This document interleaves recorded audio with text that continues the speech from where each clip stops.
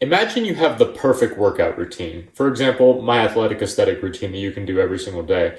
And when you do this workout, you stop each set when it starts to hurt. You know, your chest is starting to get sore from the push-ups after rep 15, or on rep 7 of your pull-ups, you stop because your back's starting to hurt and your lats are starting to ache.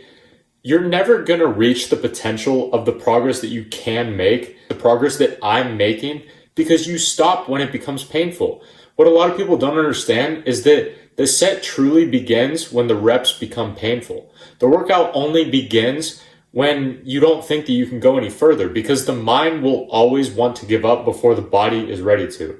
And David Goggins has a concept that ties this together perfectly, which is the 40% rule. And it says that when you think that you're done, you're only about 40% of what your body is actually capable of.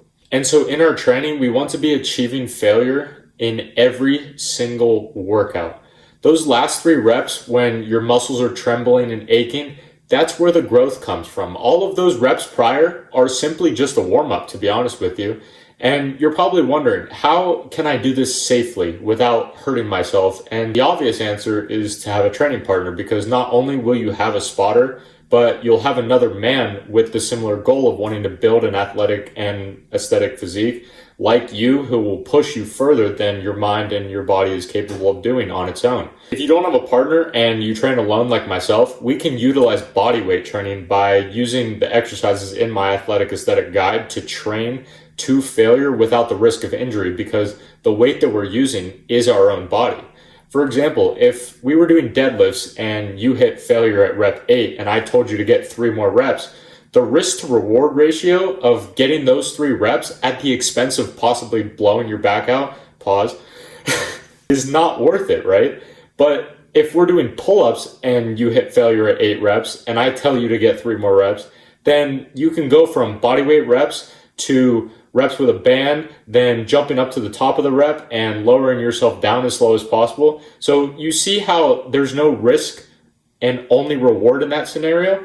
That's the advantage of training with our own body weight. And on top of that, you don't need all the expensive gym equipment either to get an aesthetic and athletic physique. And another question that you might have is, what if my mind is weak and it wants to give up before my body does, like most of ours do?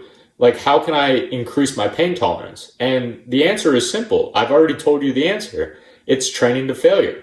Because training to failure on a consistent basis is going to subconsciously tell your mind and your body that we're not good enough to get that 10th pull-up rep. So we must grow, we must get stronger, and we must adapt, or we will die. That's how the brain works. Obviously, we're not going to die on the pull-up bar, but our minds are still wired the same way that they were in the tribal days of our ancestors. If your great-great-great-great-great-grandfather's body did not adapt and evolve to outrun the lion, your bloodline would never exist. So if we voluntarily place this constant state of achieving failure during our training, our body and our mind has no option but to grow and to evolve as a result. You must train the body in order to train the mind, and the gains and the growth that you will experience will inevitably follow.